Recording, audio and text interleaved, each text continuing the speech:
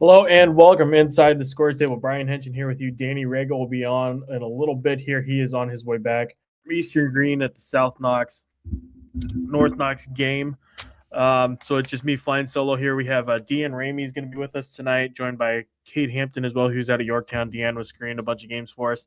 And we'll be joined by Rich Torres, who is up at Sectional 8. And then obviously Danny has some thoughts from the South Knox, North Knox game, the North Knox blowout in that one. The games that I was out at Plainfield, Brownsburg tonight. As I continue to try and get some graphics together, I'm going to go ahead and roll a couple interviews. Let's start with Pike, which beat Avon tonight 55-38. Give some thoughts on that game here. But first, here are Marley Jeffers and Delana Devine following the 55-38 Pike win.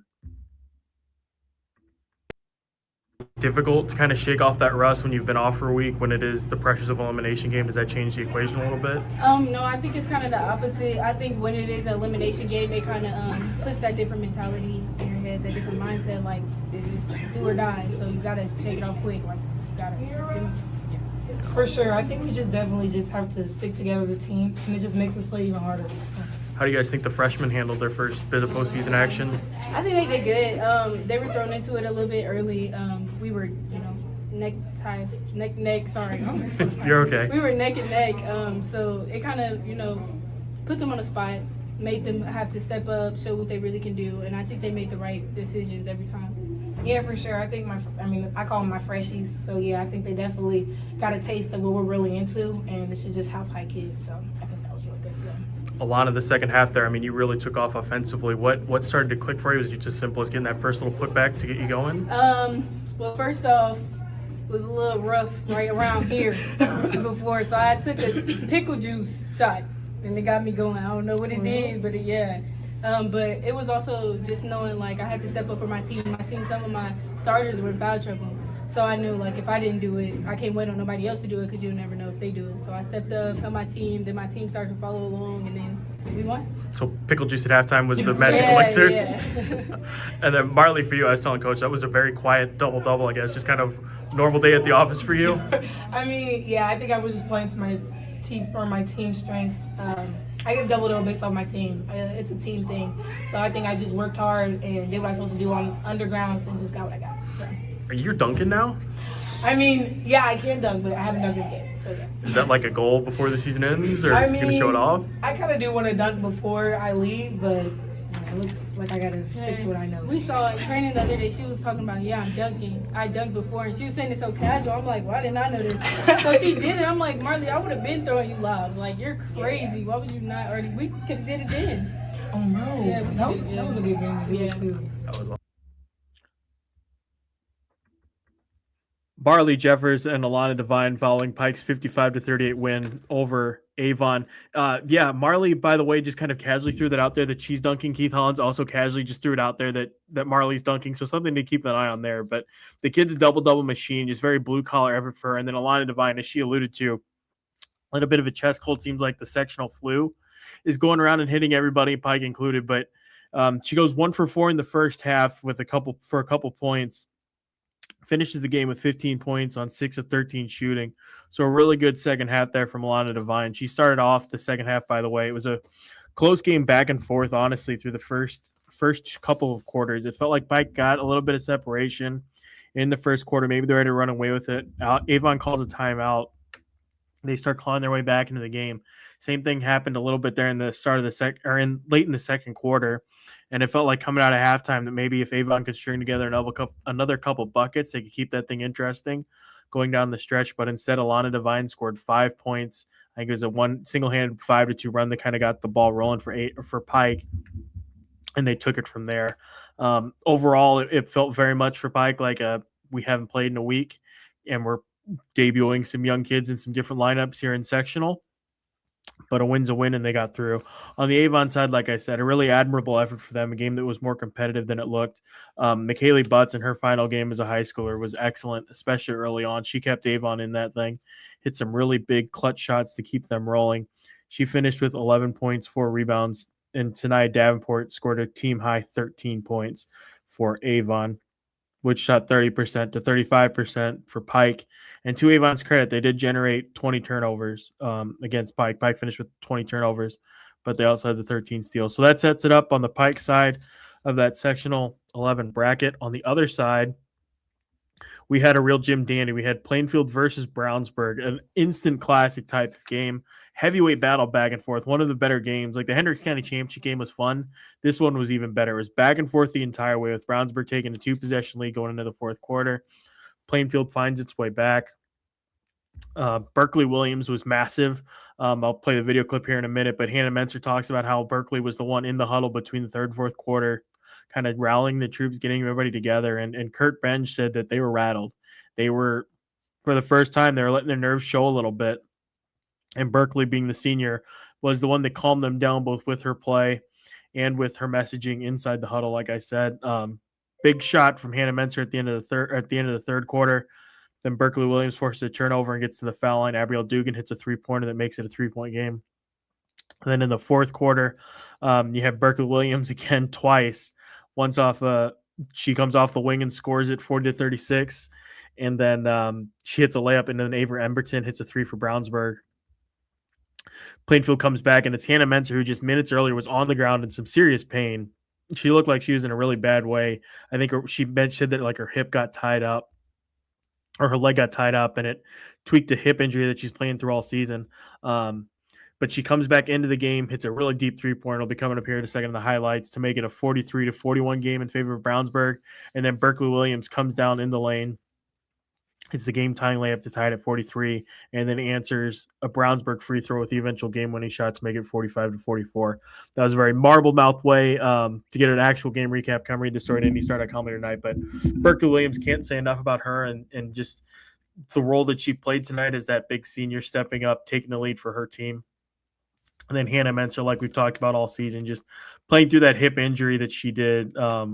Just an excellent effort from her. Gutsy win is how I would describe that for Plainfield, which now advances to face Pike in the championship game. Let me get my phone here. I'll pull up some leading scores from that game as the highlights continue to roll.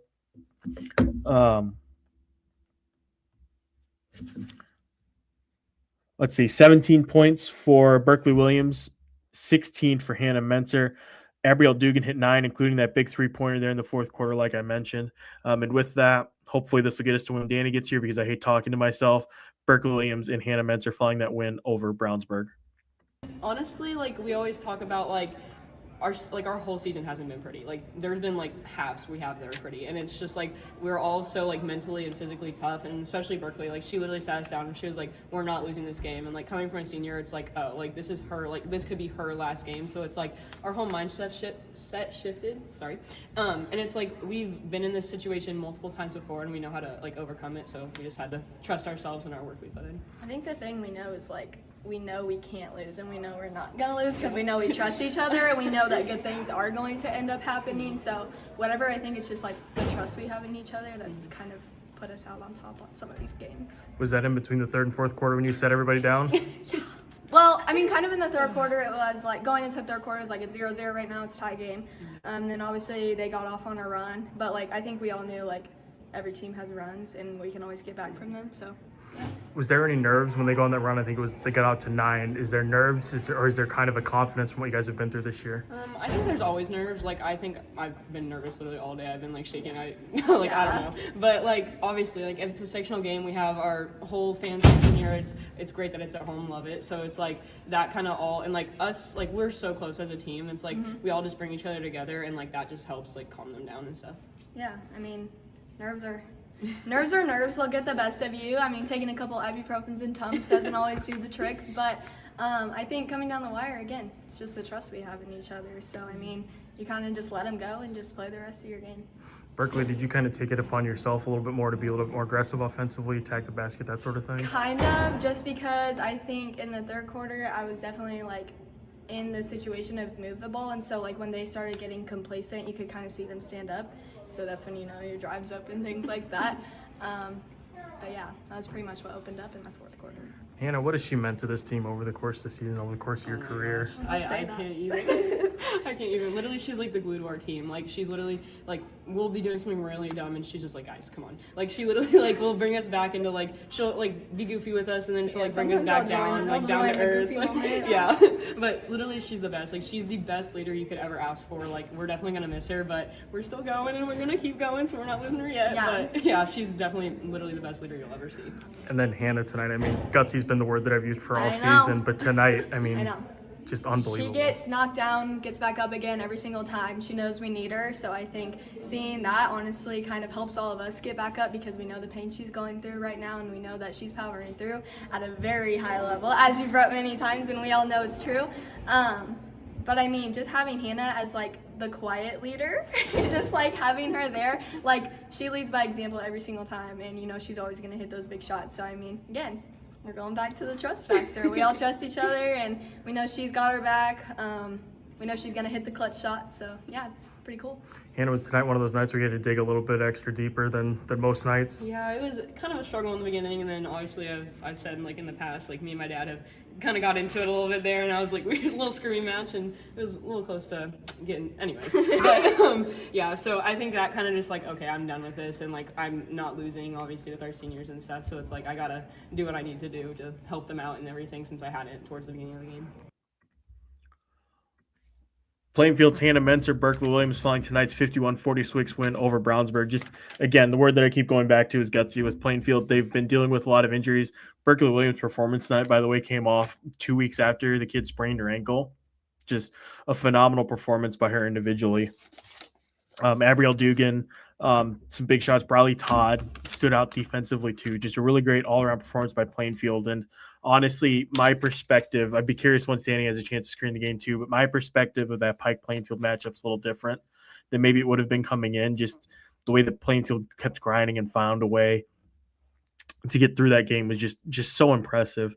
So impressive. And that sets the stage now for a showdown with Pike in the sectional championship game. The word that kept coming up on the Plainfield side of things was revenge. Last year they lost on a buzzer beater in the sectional opener, I believe it was. Stunning loss in the spark kind of for that Pike run through into the state semifinals. And on the other side, Pike, and what I wrote about with them tonight is that they're coming at this from such a different spot, whereas last year they were the underdog, disrespected, all that. This year, they're the number one team, the team to beat, and just how they've kind of maintained that chip on their shoulder, except now they're embracing that target on their back, and they want to prove that they're deserving of that number one team. And it's really unique and interesting to hear how they have embraced the pressures that come with being the top-ranked team. With that, I am no longer going to be having to talk to myself and forcing you all to listen to me talk to myself. I'm going to go ahead and bring on Deanne Ramey, the former North Central coach. Deanne was screening a bunch of games tonight, as I understand it. Yeah, I'm a little bit under the weather, so my voice might be a little bit off. But, yeah, I was trying to watch as many basketball games as I possibly could. It was enjoyable. I appreciate you soldiering through it. I'm depressed to hear that the sectional flu still is coming for you, even after you've gotten out of the game. I know. You know, when you're in teaching and, you know, around kids all the time, and especially the way the weather's been, it's tough. Yeah. Let's start with North Central Lawrence North. That final came across the desk as I was driving home. An overtime game. It looked like an absolute thriller. 57-54 North Central Lawrence North. I'd love to hear your overall thoughts on that one. Well, disappointingly so, because that was one of the only games, for whatever reason, they did not stream. God bless you it. could find it anywhere. But I did talk to some people, and it was North Central ended up pulling that out 57-54 in overtime. I know LN was up 7 at the end of the third quarter. And then North Central came back and tied it and then went into overtime. But Naja Winston, the first time they played LN, Naja Winston didn't play. She wasn't eligible to play. Obviously, she's eligible in sectionals and made a huge difference playing for North Central. She brought that energy. She brought that experience from last year's state championship team, and pretty much willed her way. Naja's more of a motivator, an energizer. She hasn't been, even at LN, she wasn't really known to be that much of a scorer. And tonight, from what I heard, she was a scorer tonight. Between her and then Kinsey Rutland, who has been a really consistent factor for North Central all year. She really came on strong. I heard in the fourth quarter, and the inside game of North Central is what made the difference in the fourth quarter to put it into OT. I feel like you and I have talked about this, but on the Lawrence North side, I mean, just what a season for them. Yes. I mean, they finished the year 10-14 after losing, a couple of their best players to transfer. To still do that, and considering the piece that they graduate on top of that, I mean, that the future is so bright for that group to go 10-14 and to go into overtime in the sectional semifinals like that with such a young group is just remarkable. Yeah, I kudos to them. Again, they are so young, experienced. They had to, weather through some turmoil this year, some adversity. And, I thought they did a nice job and do that while playing a really tough schedule. And, I know they're disappointed, and I know this was probably an emotional, win or loss for both of them, because that was the first time, Naja really had to play against, her team, more than just one player, when she played against LC, when she had to go against Butler. But, this was the first time she was playing against a team where she played with the majority of them, except for the freshmen last year. And so I'm sure it was emotional for both sides. And, both sides wanted to be very competitive. But yeah, kudos to Thomas and what he's done this year. And then again, North Central, I think they're a dark horse. I was really excited about they're juniors now this year, but I was really excited when they were in as freshmen and sophomores, really excited to see them through. And it is a special junior class.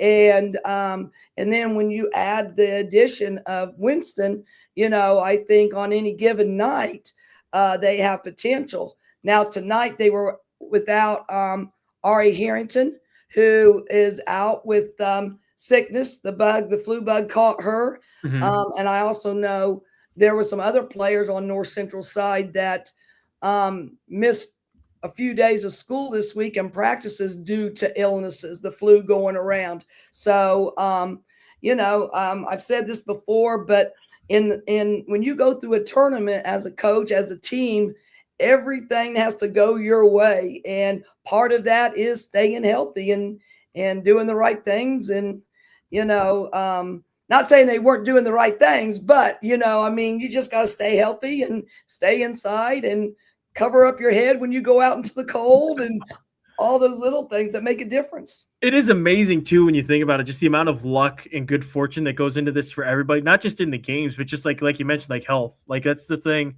South Knox, a team that we'll talk about here out of area, but it's like they got lucky last year because they kept everybody healthy. Same thing with Lawrence Central a couple of years ago, and then on the other side they got some breaks the other way when Lily Bischoff injured her ankle in that semi-state championship game. Like it's amazing the margin for error. But speaking of, Deanna, I'd love just your overall thoughts on what that championship game tomorrow night, North Central, Lawrence Central, is going to look like. Well, I mean, LC's definitely going to be favored, and should be.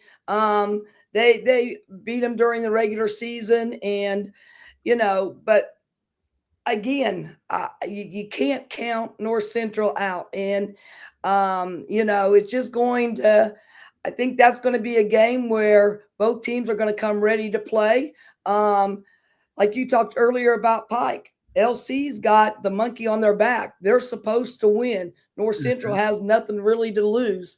They're not supposed to win. And I know as a coach, it was a lot easier to play and go into a tournament when you weren't expected to win. And it does make a lot of difference, and there is a lot of pressure on your back. It's just a different mentality and pressure when it comes down to it. Now, with that being said, LC's got, 3 big time seniors that, are going to, step up tomorrow and see how they perform. And, whether or not they have the depth to go with North Central it'll be interesting. We'll move over here now. Let's talk Cathedral Purdue Poly, a game. Were you able to catch an eye on that one? Yes, absolutely. Yep. I was getting updates on that and actually had it on my screen during Pike Avon. Purdue Poly gets up 5-6 points there in the third quarter, but Cathedral comes back and finds a way to win.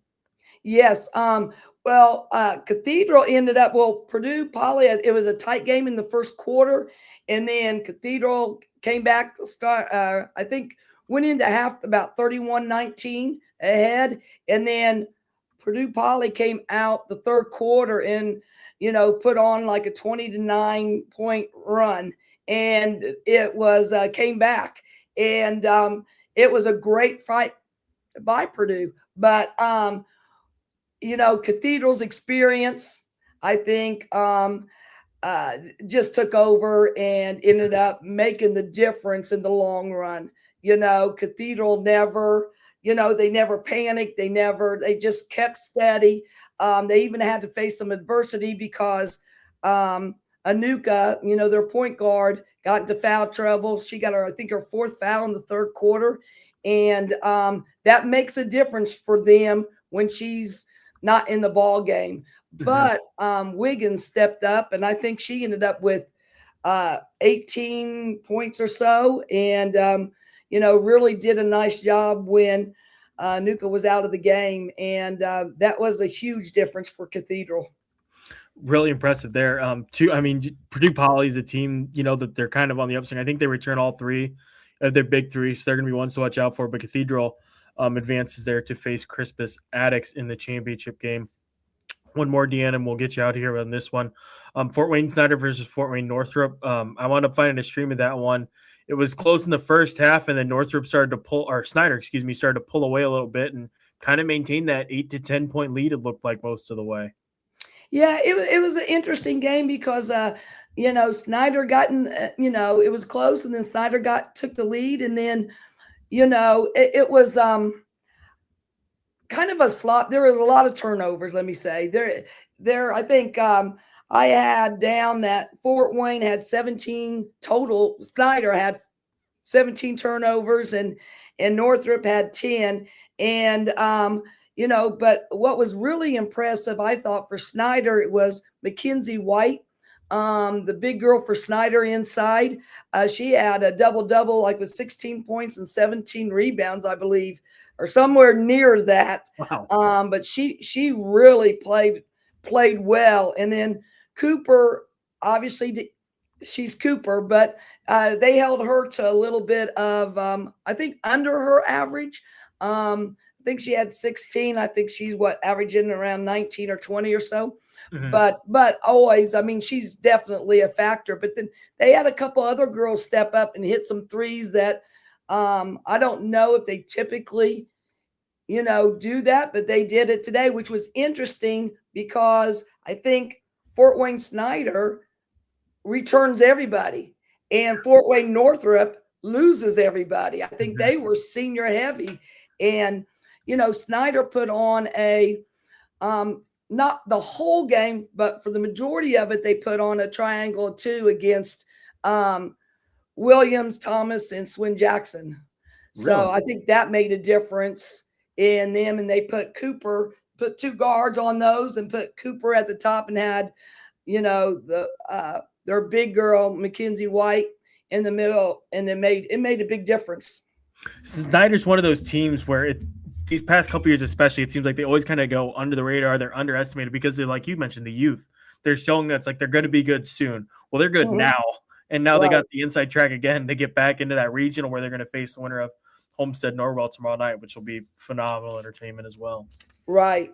Yeah. I do think, I wouldn't say, I haven't seen Snyder a lot. Obviously, I played against them last year. I haven't watched many of their games. I would say tonight wasn't Cooper's best game, but that she has the ability to really have great games. And if she can come up with a really great game and the Mackenzie White and the other girls step up, I mean, Snyder is going to be a team to reckon with, really. They're going to upset somebody. Absolutely. Absolutely. Well, Deanne, thank you so much for hopping on with me. Yeah, no problem. It was fun. Absolutely. Hope you get feeling better. Yeah. Okay. I hope you can weather the storm too. Yeah, me too. A lot of divine. I'll be down at Greenwood for Center Grove versus Franklin Central, I think. Yeah, that'll be a good one. That'll be a really good one. Yeah. That'll be a really good one. Yeah. Take care. We'll talk soon. Okay. All right. Thanks, Brian. Yep. See you, Deanne. Deanne Ramey with us here. I'm going to go ahead and bring on Danny Riego to say hi. Hi, Danny. Hi. I'm going to go ahead and also bring on Cade Hampton because I have a story to write, as does Cade. Danny's back from South Knox, North Knox. We'll talk about that in a second. We're going to jump right in with Cade, though, who's back for the second day in a row. I know Kyle Sokolin is very jealous of that. He's also generous, I'm saying. Cade, you had a couple interesting games. Let's start with Delta Jay County. 58-49 Delta. I was following it through your tweets. Jay County looked to be in control early, and then Delta kind of came marching its way back into that thing and pulled ahead. Yeah, and I mean, like you said, Delta really right at the end of the second half, there was a play Jillian Barr kind of hit. It wasn't a complete buzzer beater, but it was like right before the buzzer hit, and that was her first basket of the game. She had kind of struggled throughout the first half, and she finally got on the board, and Delta's bench just kind of exploded right then when she hit that shot. And from there, I mean, they came out of the locker room in the second half and looked completely re-energized. After a couple of traded baskets, Delta put together a 13-0 run at the end of that third quarter, and that was kind of it. I mean, Jay County was never really able to claw their way back from that. And so really impressive night. Jillian Barr, after hitting that shot, scored 16 more points in the second half to break the school scoring record. So a little bit of history for her tonight, and she's going to add to that most likely tomorrow night. How did they, we talked about this yesterday, just the way that they finished the regular season on such kind of a sour note. I mean, a 3-game losing streak to teams that honestly and frankly expected them to beat, a couple of them at least in Shelbyville and Mount Vernon. How did Tarana get them kind of back on track and rally the troops? Yeah, I mean, it really just is the same things that she's been preaching all 3 of her years there. Just, having that confidence, that intensity, playing with, toughness and grit, and just, at the end of the day, just wanting it more than the other team. And they really, I mean, that second half, they came out with just a completely different energy. They had so much bench energy going on. She said it was a full team effort in that sense, that even the players who weren't checking in, they were bringing so much just hype off the bench that they really, they haven't had as much of that this year. It has kind of felt a little bit different with them throughout the season, and some of those lulls they've had, they just haven't had that, kind of level of intensity. But tonight, it really just felt like the Delta of last year. I mean, they everybody was hyped up, everybody was, into it, and they really took over in that second half and got out of there with a win, and they'll look to defend their sectional title tomorrow. On the Jay County side of things, the Schwederman sisters, it looked like Hallie had herself a night. Just thoughts on their performance?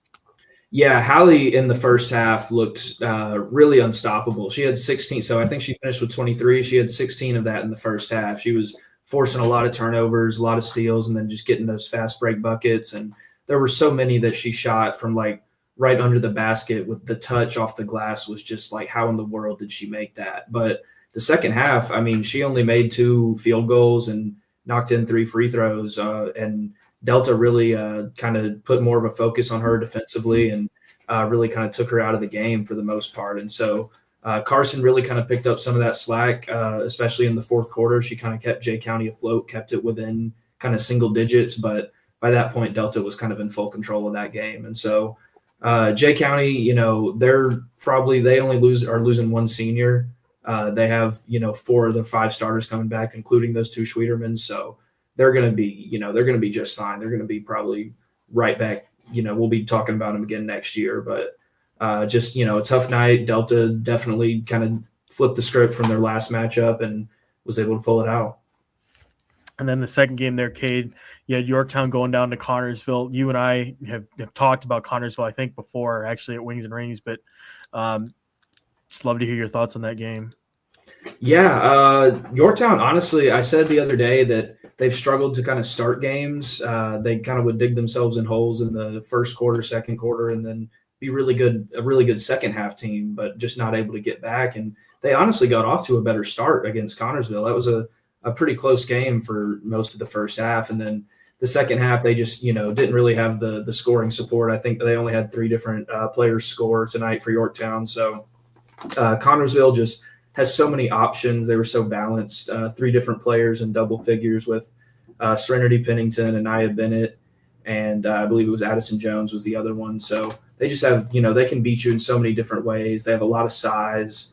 And yeah, that's definitely going to be a team that can give Delta some trouble because Delta, I mean, last year, Jillian Barr was really all they had as far as size. This year, they're a little bit deeper there, but I think Connorsville even, has more depth as far as the front court. So that's going to be an interesting matchup to watch for sure. Absolutely. Absolutely. Are you going to be out at that one tomorrow night? Yes, that is my planned destination. So we'll see. Hopefully pretty good matchup. And I know Delta played Connorsville earlier this year, but that was a while ago. I mean, that was like their second game. Yeah. I'm looking at their schedule 7 now. point spread, I think. Yeah, November 14th. That was their third game. Delta won 57-50. So it was a close game. And so I mean, yeah, we'll probably be in for another barn burner there. I mean, this is, like we've said, one of the most loaded sectionals in the state, and it's just balanced. And but and you talked about the matchup tomorrow night with Connorsville and Delta, specifically about Barr and the matchup with Barr. I'll highlight Kendall Bottomley. I mean, this kid is 11.8 points per game. I think she's pulling down almost 9 rebounds a game. She's got good size, pretty close to 6 foot, volleyball athleticism, very springy. We talk about how Jillian Barr likes to do a lot of her damage inside the arc. The Bottomley Barr matchup is it's going to be a dandy tomorrow night. Yeah, absolutely. And I mean, even other than Bottomley, they also have Kinsey Van Meter, who could probably give Barr some trouble down low as well. So, I mean, they have plenty of players that have the ability to really kind of get under Delta's skin. Like, this is a tough matchup for Delta, no doubt. But I think if Delta, brings that kind of edge and intensity that, Coach Benning loves to preach at them, it's if they just take care of their business, they can go back to back. But we'll see. It'll be a challenge for sure.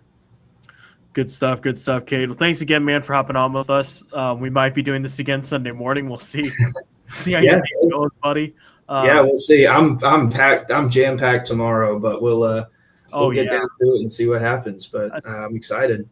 Good stuff, bud. I'll let you get to writing. We'll talk soon. Absolutely. See you later. Thanks, guys. Yep. See you, Cade. Oh my God, Danny, what a night! How'd you do? I listened a little bit. I saw you go live and you ran some interviews. That was good. Yeah, no, that's Marley Jeffers is dunking. Yeah, how about that? Keith just casually throws it at the end. She's like, "Yeah, we got her dunking now." I was like, "Oh, cool. What?" Yeah. And then Alana said it too in the interview. Like, she just casually dropped it during a workout. Like, "Oh yeah, I'm dunking now," which awesome. is just pretty cool. Plainfield Brownsburg also was a dandy. But let's talk about your game. South Knox versus North Knox. North Knox 72, South Knox 48. I'm not surprised that North Knox won necessarily because they're a very good team.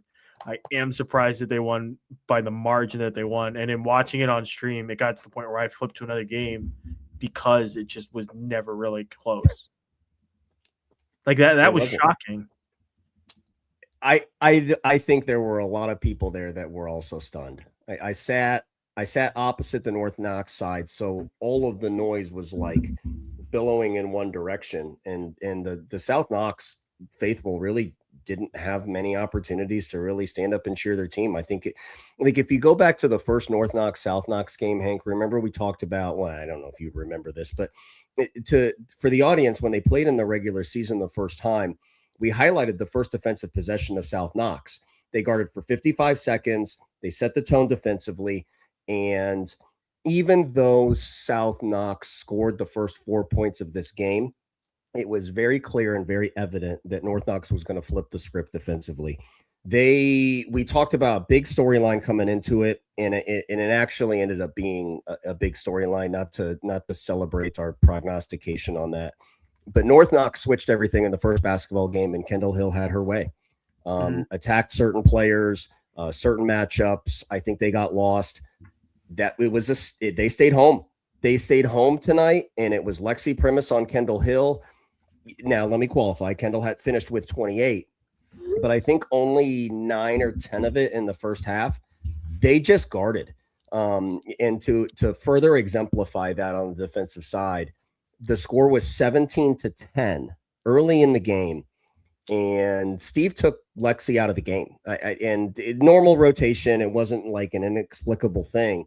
And Kendall Hill immediately attacks off the bounce and goes on a 4-0 run by herself, 17-14. And here we go. We're off and running. Lexi Primus comes back in the basketball game, reestablishes herself on the defensive side in the matchup on Kendall Hill. And when you play players like that, you always want to say, we'll let you get your 20, but it has to be on 20 attempts. North Knox guarded tonight, and it was an incredible performance.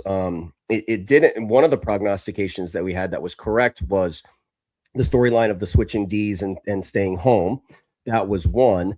One prognostication that we had that was incorrect. We thought it would be a low-scoring basketball game, and North Knox's efficiency was just great. I would say this, Hank, like, and I don't look, man. Any metric that you want to point at, 3-point shooting, free throw shooting, rebounding, defense, ATOs. It was all really in favor of North Knox. And South, admirable season. It is, as defending state champs, I'm as stunned as really anybody at the spread of that game. But Lexi Primus and Jade Richter. I mean, and I throw Bailey McClure in there. She got in a little bit of foul trouble. She's a senior. I don't want to exclude her. But Jade Richter, the senior for North Knox, had a dream first half, and nobody could guard her. She was just getting to her spots. She was making layups. She was finishing. She got a couple of and ones, which in an environment like that is a huge momentum builder. But Lexi was great tonight. And that's a big plus, because sometimes we tend to jinx our guests. Listen, this kid, I talked about her on the defensive side. She had a team high 25. She shot 10 of 12 from the free throw line in the fourth quarter. She iced the game away. She hit a cold 3 early in the first half, held her follow through as she backpedaled into the backcourt to get her matchup with Kendall Hill. And she just had a look about her tonight. And I think we talked about how the winner of this North Knox South Knox game was going to be the favorite in 2A South to represent downtown in the state championship. And North Knox looked every bit of a team that can travel all the way to downtown and get a blue ring. First step for North Knox, though, will be getting through Linton, a team that has derailed this sectional in the past. That'll be a really interesting game tomorrow night on that side. Did you have any other thoughts on that game, Danny? No, but there were a lot of people after the game that were already talking about that. Like, they were already saying, like, what happened 2 years ago isn't going to happen. They got trapped 2 years ago. And for those of the audience that doesn't know what we're talking about, North Knox and South Knox played in the sectional semifinal as 2 top 5 teams. It might have even been 1 and 2. North Knox won that game in their not their freshman season, 2 years ago, and then dropped the following night to Linton. And so that was the conversation on the North Knox side. We're going to be ready to go. That's not happening. A couple other players said Steve isn't going to let that happen again. So I do think that and that's what we say, right? You got to learn from this. So you got when things like that happen, we got to learn from it. Well, now 2 years later, we are going to see on the floor North Knox and what they learned from that. And I would expect them to have a very aggressive attention to the defensive side, because that's what won them the game tonight. Another quick shout out, by the way, to the little freshman. We talk about how age and experience is such a big deal in this postseason tournament. You even alluded to it even earlier in this episode. They got a freshman named Caroline Yeaney. I think she had 15 points, 4 for 4 from the line in the fourth quarter, hit big shots. Nice little contribution. And she starts, and she's a big part of what they do, and she's a big part of the reason why they are moving on. But tonight she was special. Everybody was at North Knox. It was very cool. Very cool gym. Very cool to see a South Knox, North Knox environment. It had everything but the drama on the floor.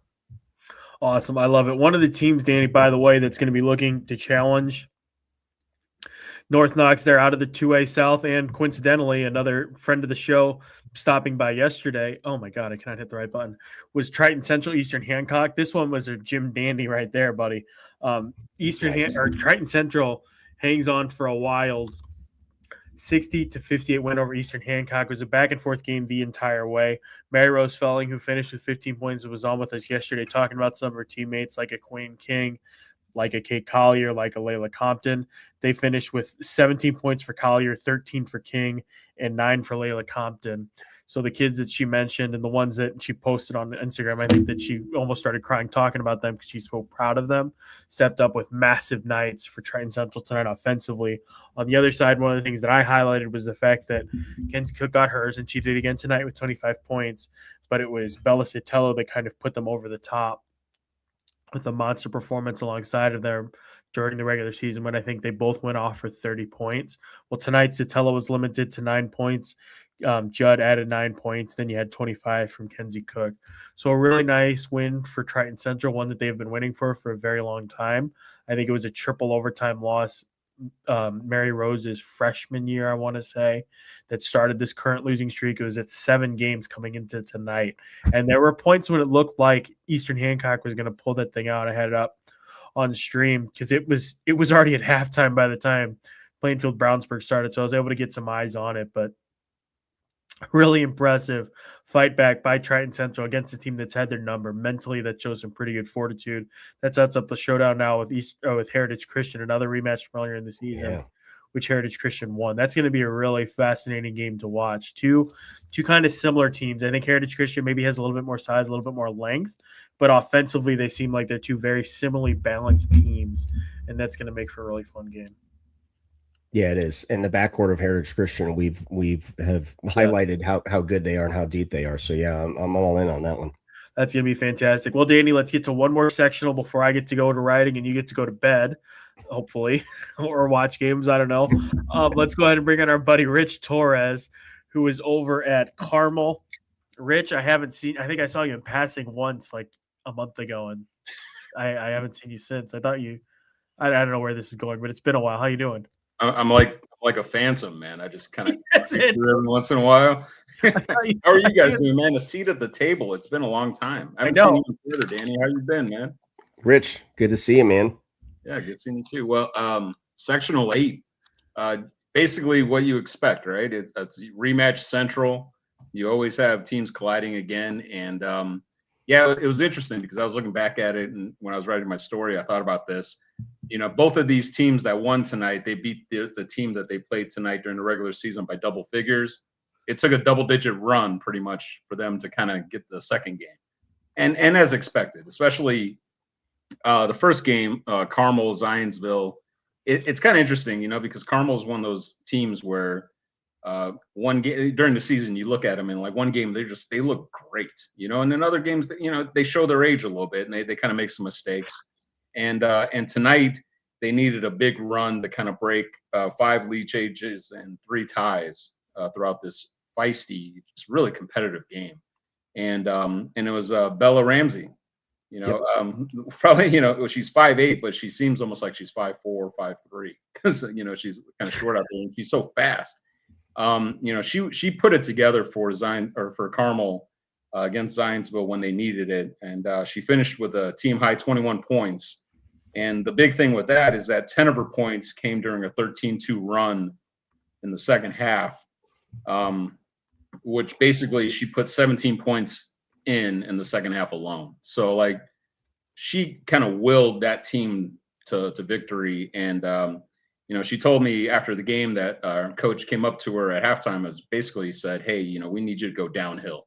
We need you to get in there. We need you to drive, penetrate, and draw some contact." And she mentioned, once that started happening, because she was relying a little bit too much on that perimeter shooting, once she kind of penetrated and got inside, she realized she was faster than the defense.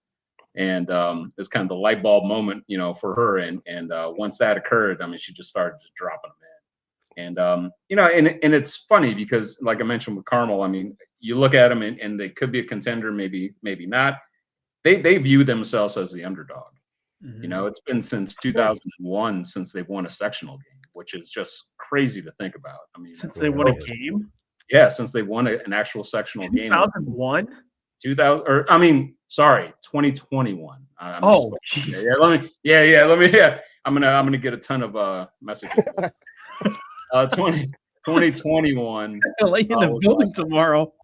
I know, right? Yeah, exactly. Yeah, fact check. Hey, Rich, I got a question. You were talking about Bella Ramsey.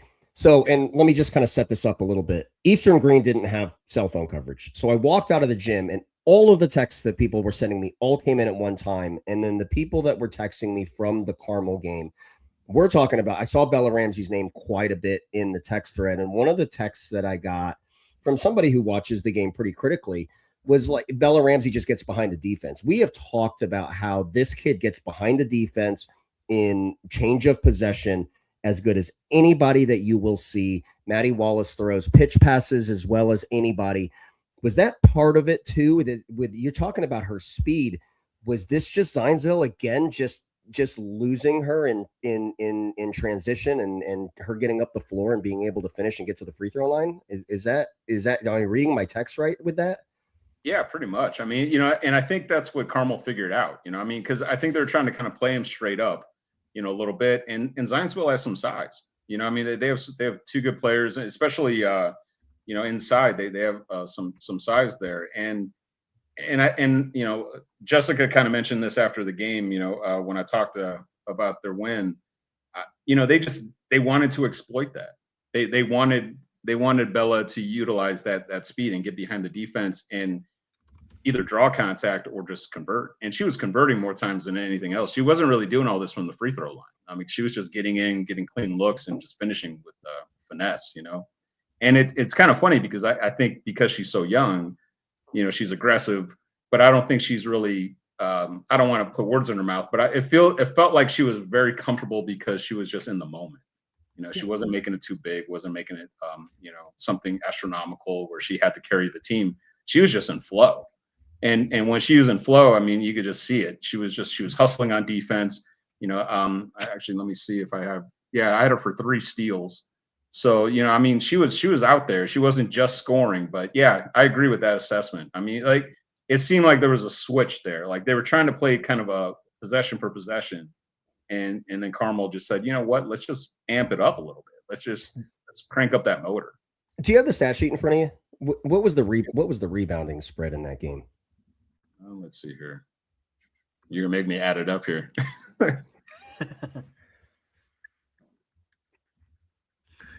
And here's where I'm going with that while you add it up. And 26 for Carmel. Go ahead. The reason why I got a couple of texts about the rebounding of Taylor Fisher and the rebounding of Jacoby Warren, those two kids specifically pulling down big rebounds on both sides. Bella Ramsey running the floor actually affects rebounding more than it actually you would think. Because when you are concerned, particularly against a team that you're giving up size and physicality to, like Zionsville, you had mentioned was more dominant really on their front line, that when you're concerned with sprinting back in covering, leak outs by Bella Ramsey, you can't then crash the offensive glass. You make your team, because you run the floor, a better rebounding basketball team. It's actually very strategic and very schematic. Bella Ramsey isn't a kid who's going to go down in the paint and mix it up from a rebounding perspective, but she probably affects rebounding more so than anybody else on her basketball team without getting a rebound because she runs the floor so well. So this is a huge concern for anybody that plays Carmel kind of moving forward. And this is not something that's like earth-shattering news. Like, Hank, we've been talking about Bella Ramsey in the open floor for 2 months. Yeah. She just does it. She just gets behind you. It's crazy effective. She does. And that's you kind of mentioned the rebounding. I mean, Zionsville beat them by about 3 rebounds. So it wasn't that much of a difference. It was like 26 to about 29. But yeah, you're right. I mean, Emily Zach for Zionsville, junior, inside player, she's 6'2". I mean, she played phenomenal. She had 19 points. She was a presence on the inside. But again, it's like you slow the game down and you do more possession, half court sets. I mean, yeah, she's highly effective. But once you kind of get it going, then yeah, you kind of take her out a little bit. But at the same time, she's drawing contact. She's getting foul shots. But Mackenzie Chapman for Zionsville, I mean, she was impressive. She can take you off the dribble. She can draw double coverage and still split the defenders. She had a couple of moves there where I just kind of had to sit back and go like, wow, she worked with Danny or what? What's going on here? She got a lot of talent. She played really well on Tuesday. She was actually the kid that we talked about. I mean, that I talked about. Like Hank just threw it to me. He's like, got a note on Zionsville. I was like, Mackenzie Chapman played really well. It's great to see her kind of put that together. She's at 27. She's going to be back. Tinder and Zach are going to be back. They will log this as experience for sure. And I think Zionsville, with looking across at what everybody is kind of graduating, Carmel and Zionsville they're positioned pretty well to get deep into the sectional for at least next year as well. Yeah, we were talking about that a little bit on Press Row during the game because I mean, you look at the roster construction, especially Zionsville, and just the type of players they have. I mean, they probably will be favored next year.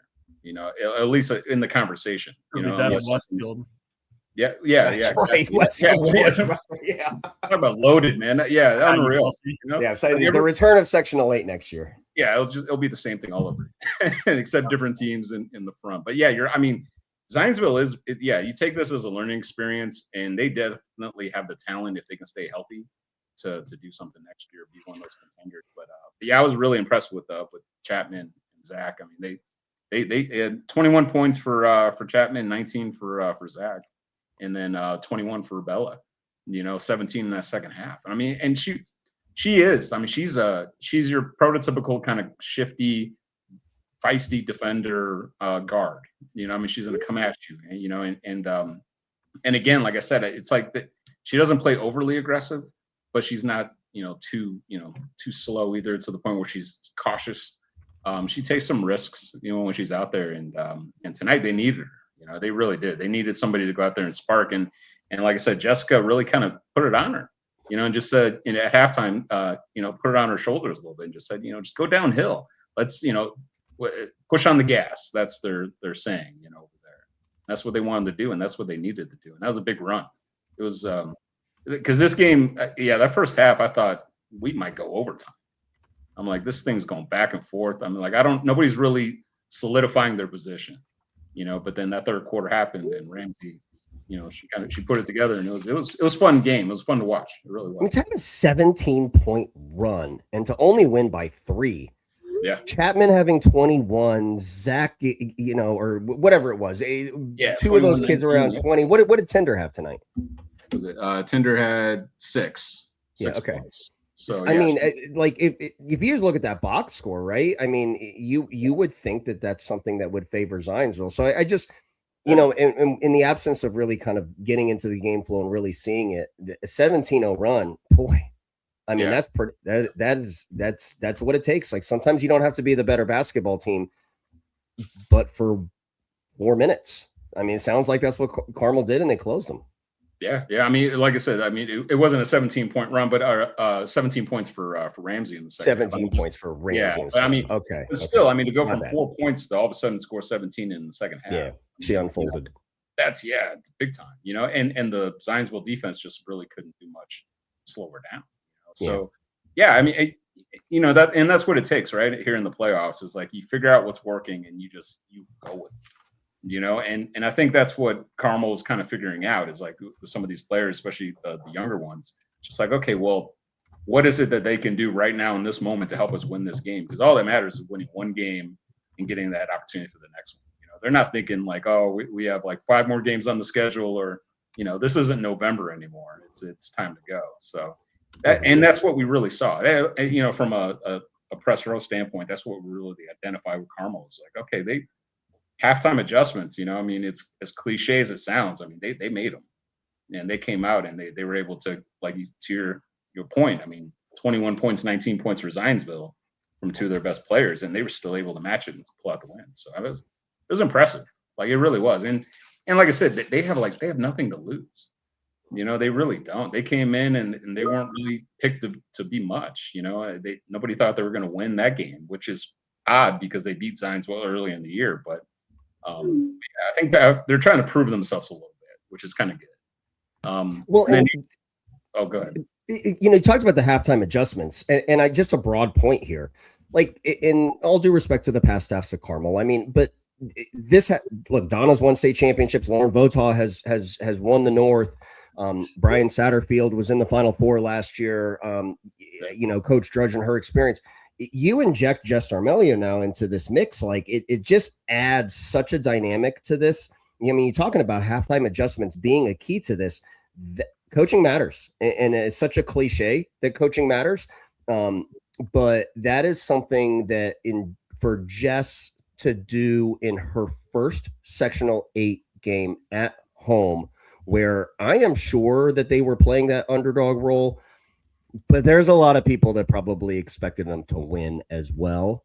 And there's a lot of pressure on that game. And for it not to be going well in the first half, to be able to adjust and execute in the second half, I think says a lot about what we can expect in years to come with Jess in Sectional 8, with Carmel specifically.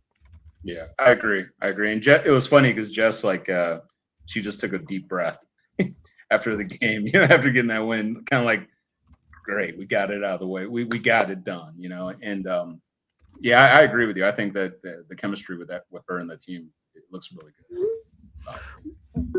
Rich, what'd you take away from Noblesville HSE? I saw that it was Noblesville up at the end of the first quarter, and then it looked like HSE pulled ahead and kind of maintained control from there. Well, the funny thing about that game is that Kennedy Holman only had 2 points.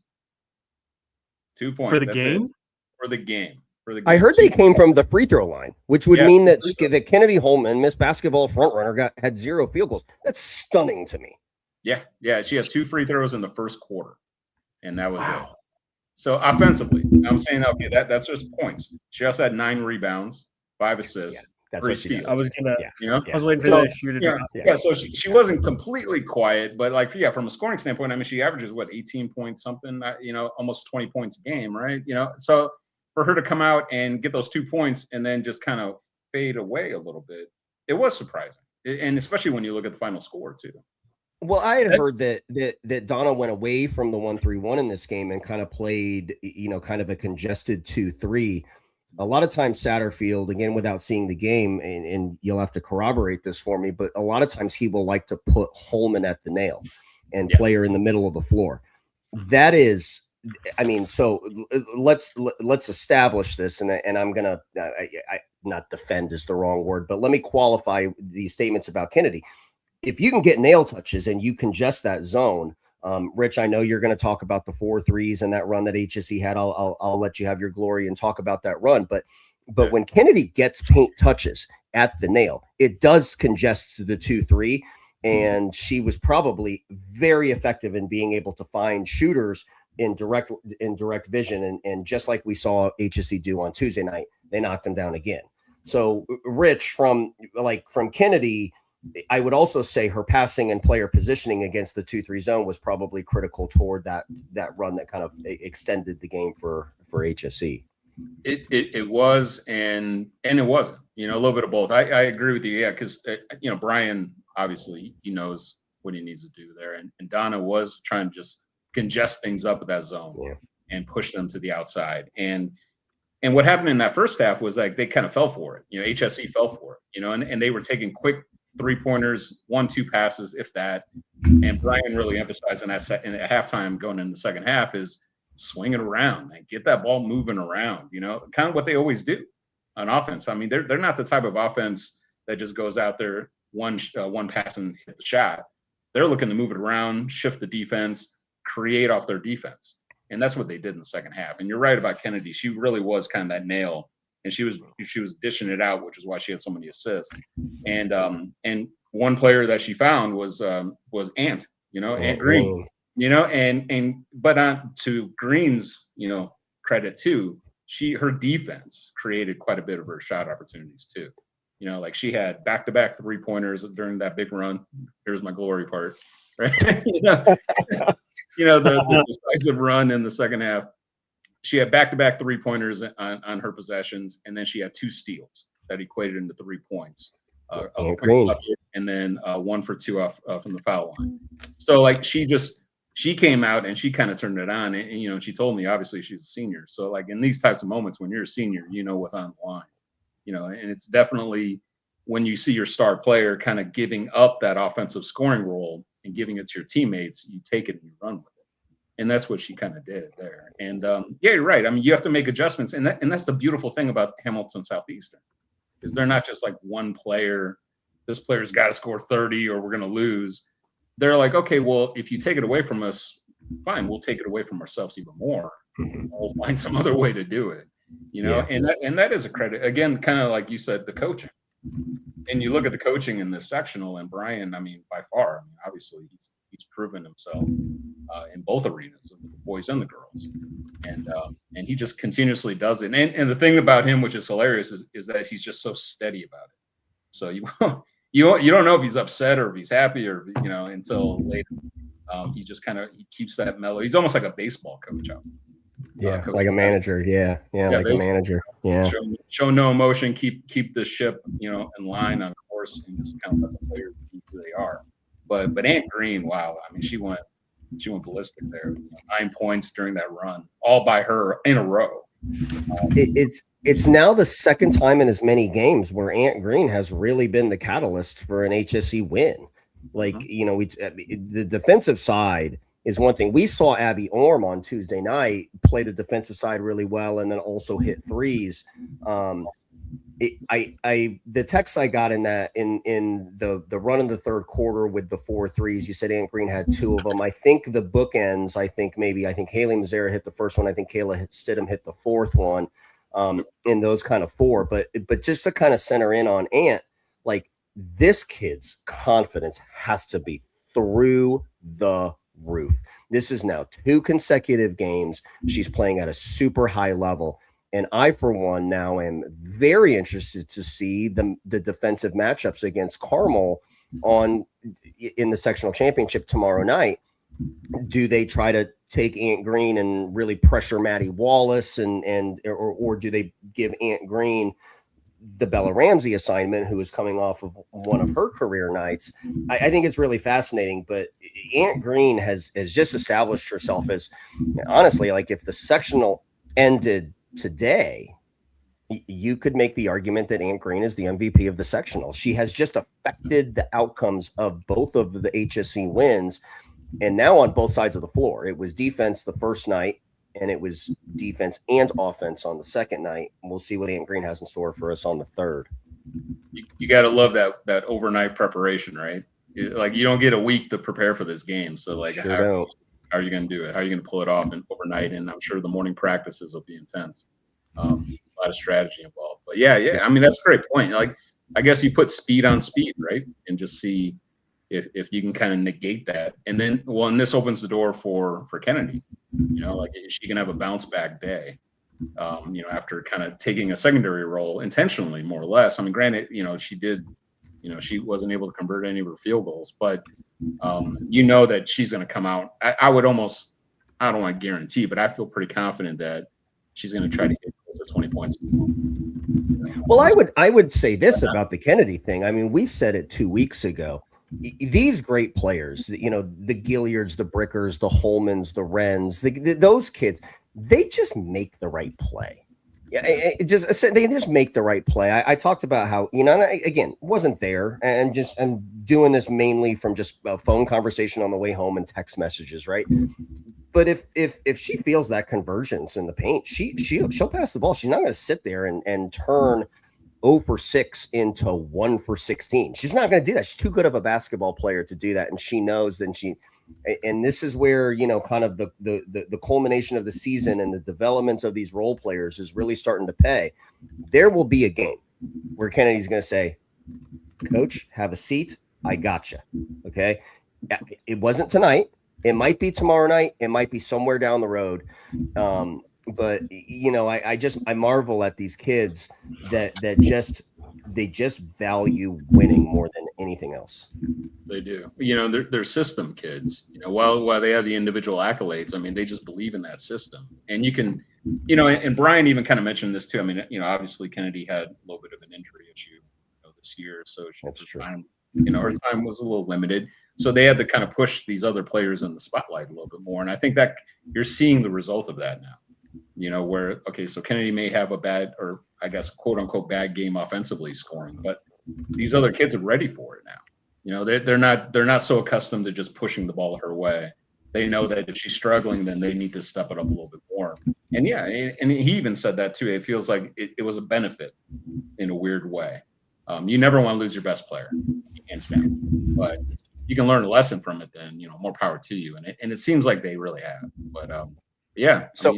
Who knows? Hank, let me ask you a question, okay? And you look very sleepy, so I'm going to ask you a question just so you wake up a little bit, okay? Thanks. No, I'm not sleepy. I was writing while you guys were talking. Now you're Carmel, okay? And you have the information that HSC has laid out in front of you in the first 2 nights, where it is a very Kennedy-centric game on the first night and a very role player-centric game on the second night. It's the age-old question. Are we going to design our defense to stop Kennedy Holman, or are we going to allow all of these kids who all year and the first 2 nights of the sectionals have hit threes like Abby Orm, Ant Green, so on and so forth? So if you're Carmel, do you draw any conclusion from these first 2 games and make decisions on how you're going to strategize and position your defense, or you going with the large body of work, which is Kennedy over the last 3 seasons? I think you probably understand that Kennedy's going to get hers and make sure that nobody can get off elsewhere. And I'm thinking specifically of Kayla Stidham, Abby Orm, and Piper Brindley, aka the 3 that really stepped up when KK was out earlier this season. And I think too, Rich, when KK has an off night, or not an off night, but a quiet night, scoring the ball like tonight, that speaks back to the experience this team gained in late December when KK was out, and they had to learn to score and find ways to win without her available. And it kind of started this heater for Kayla. Then you kind of started to see Piper Brindley come into her own a lot. I think it was Abby Warren was the other one who really came into her own. A lot of the other kids. That's a good point. And some of the depth pieces come in there. So the way that I look at it is that KK is probably going to get hers. It's a sectional championship game, so it would not surprise me if she goes for 20-30. But if she's getting 20-30 and you're able to hold the others to below their season averages, and below the average that they've had here recently, because they've been playing really good lately, I think you're in good shape. Because that's kind of what got Westfield a little bit on opening night, right? Was that by the end of the first half, Piper Brindley and Abby Orm, I think they were already at their season averages, I want to say, in terms of Brindley was 3. I think Brindley was 3 for 3 in the first half of threes, I think. I mean, yeah. And they were true. Like, they didn't even touch the net. Like, they just in the air and straight to the floor. Yeah. So, I mean, you've got to work. I would be more concerned about that happening than KK scoring, because just knowing that kid and the type of competitor she is, she's going to get hers. And now it's just about the rest. But it's a fascinating matchup going into tomorrow. Like, Carmel's really dangerous. Like, of the teams in that quadrant to face, I think Carmel's the one that I would have wanted to see the least if I were HSE. Yeah, because I mean, Massey had 16 points. So, I mean, they can put up some points too. And then like you mentioned with HSE, I mean, Brindley finished with 9, Stidham with 11. Brindley had 9. Brindley, were they 3 threes? No, actually 2 points. Okay. I was gonna say that it could have been honestly. I mean, you take a couple steps back and then boom. Tomorrow night's game to me boils down to Carmel's ability to handle the ball pressure of HSC in the core court. It's going to be I think there's a lot on Maddie Wallace, and I think there's a lot. Jess in the last month of the season has elected, I will say, without knowing what goes on in practice. And, I haven't seen every possession that they've played, but she is really kind of building toward this 28 class and kind of building around this 28 class, with Wallace being a 28 point guard and then the 2 28s on either wing with Ramsey and Bassie. I think those 3 sophomores playing in a sectional championship game against a team who has won games because of the ball pressure that Abby Orm, Kennedy Holman, and Ant Green can provide. I think that Carmel's ability to stay tight in this game will be directly related to their ability to handle ball pressure, which HSC excels at. Which HSC excels at. Yeah, because and that's what Brian keeps emphasizing. Is like their offense isn't just offense; it's defense. They just love the pressure. They pressure, and if they can, they would do that all game. But obviously, you have to make adjustments as you go. But yeah, I agree with you. I feel like Carmel's building for something, and it's not. Right now it could happen, but they are building for that future. Absolutely. HSC's kind of like, okay, we need to defend what we've done. They haven't had a back-to-back in quite some time. I think it was like 2006, 07. So for them to pull off a back-to-back and maybe make another deep run, that would be. I wouldn't say like cement what they've done, but it definitely is a nice punctuation to it. Just kind of show people that, hey, we're more than one player. We're more than just, a Miss Basketball candidate. We're a program, and yeah, they keep proving it. It is interesting because, like you said, they've gained all this information about themselves through injuries and through setbacks, and you still look at the record, and talk about setbacks, and they're coming up there on 20 wins. That's pretty impressive, when you can pull that off and still have adversity face you. You may fall in the rankings, but you're still a quality team. So I don't know who's putting together those rankings, Hank, but I think we maybe sold them a little too short. Maybe they should be up around the top 5 or something. That's awesome. Well, Rich, thanks for coming on with us, buddy. It's always good catching up with you. I'm sure we'll be talking and texting throughout tomorrow night's game, and we'll talk again soon. Good stuff, man. Good seeing you guys. See you, Rich. Rich Torres with us here. A closing thought here, Danny? Yeah, I've got 2 closing thoughts. The first is the scenario of favorite teams playing underdog teams on Saturday night on their home floor. We got it twice. There's going to be 2 teams in the top 5 that have to literally play true road games for sectional championships, one being Pike at Plainfield, the other being HSE at Carmel. So we'll see, and this is in reference, if you're not a religious listener to the show, this is in reference to a comment that Mike Armstrong made, saying that that's one of the things that you want to try to avoid when sectional draw comes out, is playing an underdog team at home on Saturday night. Here we go. We talked about how it was a possibility, and it came to fruition. So I think that does add a little bit of a little bit to it. Kind of a jokey kind of little comment here too. Carmel hasn't always been associated with being a shooter's gym. One of the people that I had talked to says one of the prerequisites of having a shooter's gym is that in shooter's gyms, the goal has to come out of the ceiling. The Carmel has pedestal gyms, or pedestal goals. So shooting the basketball, HSE's ability to shoot it on the road so well these first 2 games of sectional, I think is of note. The second, and I'll be brief with this. Maybe not. I might just get up on my horse and go. Listen, this is sectionals, and I went through this rant about how I want people to go to these games, and if you don't go to the games, turn the streams on. I'm going to echo the thoughts of that Deanne Ramey had. I was extremely frustrated on the drive. Just looking at it, Silver Creek, Charlestown, by the way, we didn't mention that. Silver Creek did beat Charlestown tonight. They played a 1-3-1 against Charlestown, which really kind of took them out of that. But Silver Creek didn't have a stream. Warsaw didn't have a stream. Yeah, that was aggravating. North Central didn't have a stream. That one was really aggravating. And I'll be honest with you. I don't think Sectional 8's first game had a stream. To be honest with you, that one pissed me off. If I'm being honest, That's unacceptable. listen, it should be a prerequisite.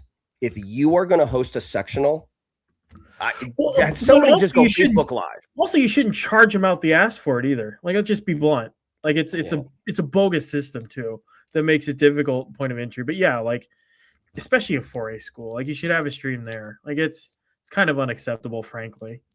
It is. And like, what are we trying to do?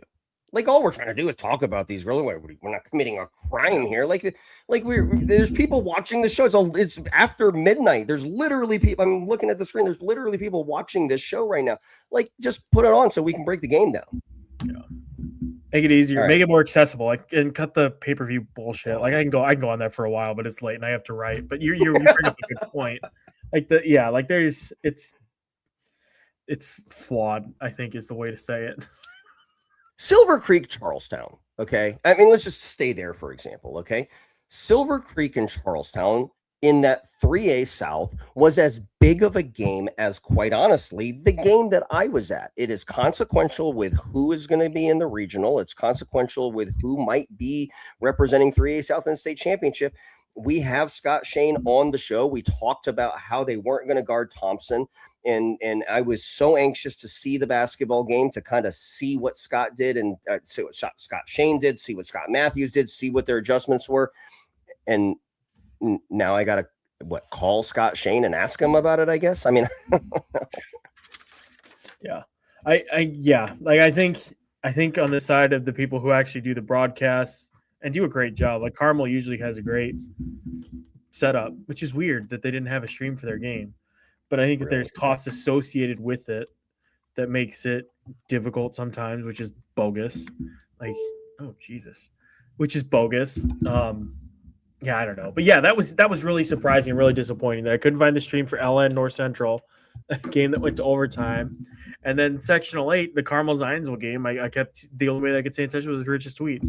Meanwhile, I'm watching Eastern Hancock play Triton Central at Heritage Christian just fine. South Knox, North Knox, Short Ridge. For the Cathedral Purdue Poly game, there are Class A games available.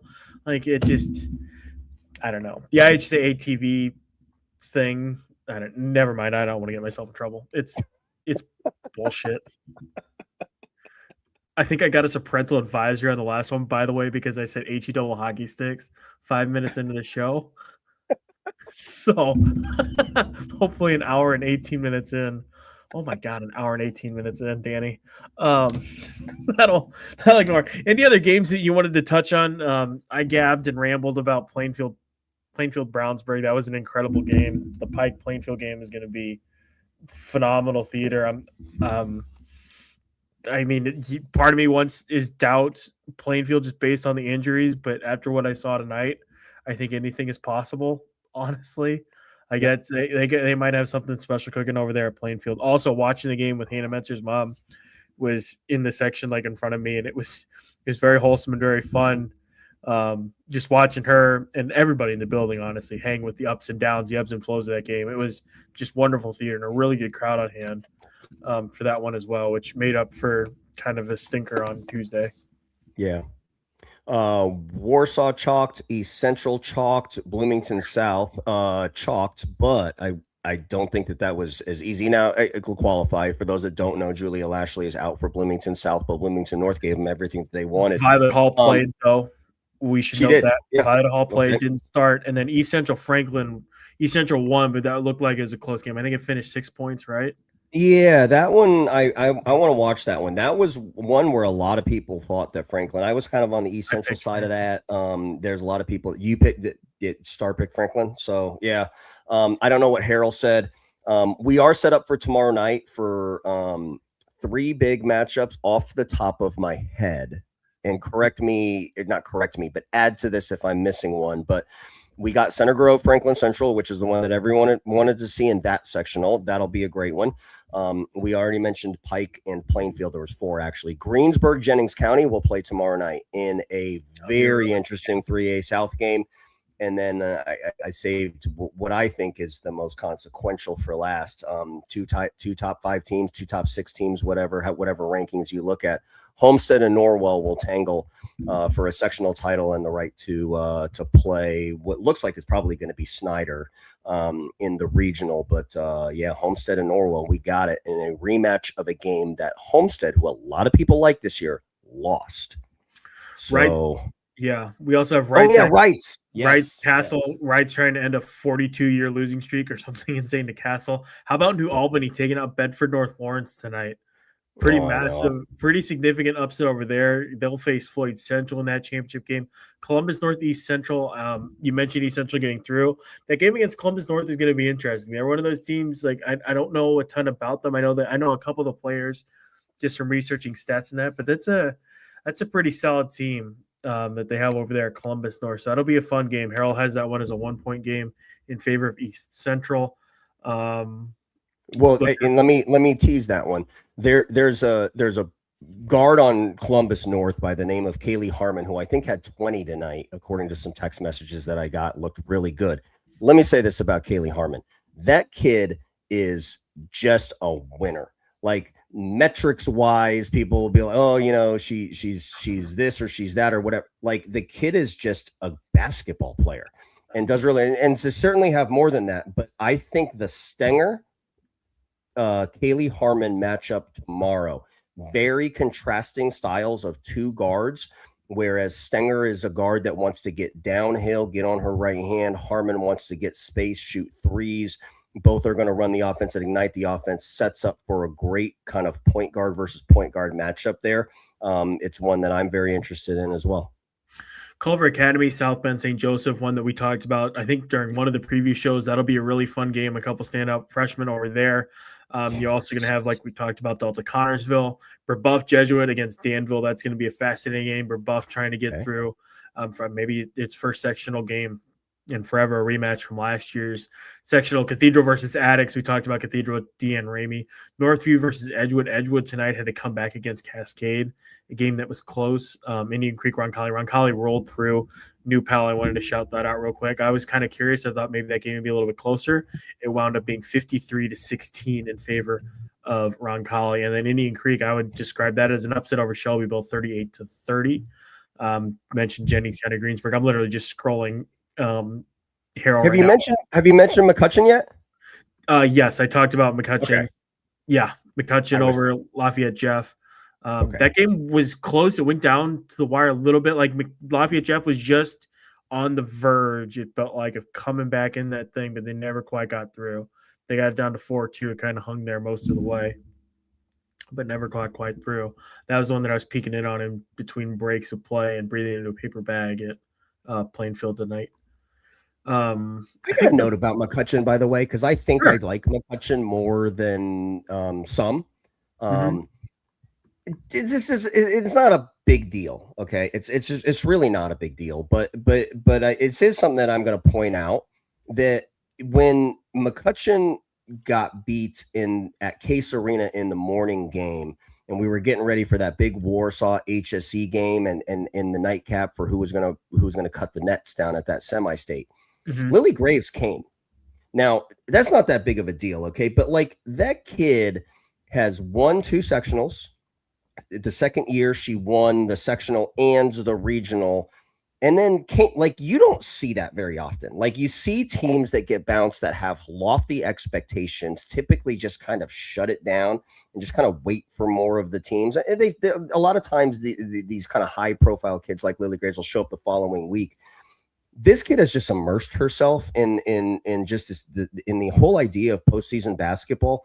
For them to get by Jeff, and that's a game that was scary. It was definitely a game with the talent. The talent discrepancy was a lot closer.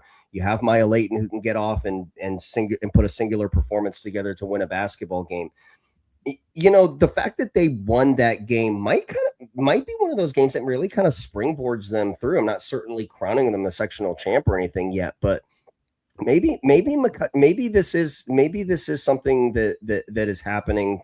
over the last few years that McCutcheon might put it together. I'm not sure that I would want to see McCutcheon in the regional rounds. Now, in relativity to other teams like Homestead and Warsaw and some of those other teams in the HSE or whoever comes out of those sectionals, let's not forget about them. That's all I'll say. The Austin section, you have Brownstown Central versus Austin. That'll be an interesting game over there. Brownstown Central, kind of the tried and true over the years. Austin. Brent Owens. Yeah, Brent Owens. Thank you. I almost blanked on her name. Yeah, Brent Owens is a great town over there. Real quick shout out to Trinity Lutheran. Last one here, close out with the Class A school. They won a double overtime game on Thursday to advance the sectional semifinal versus Hauser. They took out Oldenburg Academy, the two best teams I think in that sectional. They advance to face Shaw Memorial tomorrow with a win over Hauser tonight. So that'll be a good game, 16-6 versus 19-4. I think that about covers it, Dan. There's a hard-nosed guard named Marley Warren at Trinity Lutheran. I think that Oldenburg game was kind of standing in their way, but Trinity Lutheran has played a surprisingly better schedule than you might expect. Like they played at Bedford North Lawrence, things like that. Pretty hard-nosed kid, and I am sure without having streamed that game or seen anything, I'm sure she had a big part toward that outcome. I wrote about this too. I think at the outset of sectionals or somewhere, I wrote it somewhere. I remember writing because I did the research. A lot of kids that played volleyball and have won back-to-back state championships at Trinity Lutheran also played basketball at Trinity Lutheran. So they have that championship pedigree there, and that counts for a lot this time of year, as discussed ad nauseum. But that's all we got for the show tonight. I have the story up on Pike right now. We have highlights, a full scoreboard up on IndyStar.com, plus stories from North Central, both games at Carmel, both games at Plainfield, like I mentioned, video highlights from both games at Heritage Christian. Tomorrow we're going to be all over the place, so make sure to check my Twitter feed. I believe that I'm going to be in Center Grove for Center Grove versus Franklin Central. Danny's going to be command centering it. And I think what we're going to do for the show is we're going to record something, me and him, tomorrow night. And then you all are stuck with me, I think, on Sunday morning. We'll get some guests. We'll see how I'm feeling. It's been a long week. But either way, the show, the Saturday Championship post-game show will air on Sunday morning. How much of it will actually be live with me talking to people is yet to be determined, but Dan and I will be together tomorrow night, and that's all that really matters. So thank you all so much for watching. It's 12:20, and somehow we peaked at like 35 people here, which is remarkable, and the rewatch views too. You people rock as well. Again, be sure to check out IndyStar.com for all the coverage. I'll link out stuff to Cade and Soak and everybody else too. But thank you all so much for watching, and we'll talk to you again on Sunday. Good luck tomorrow.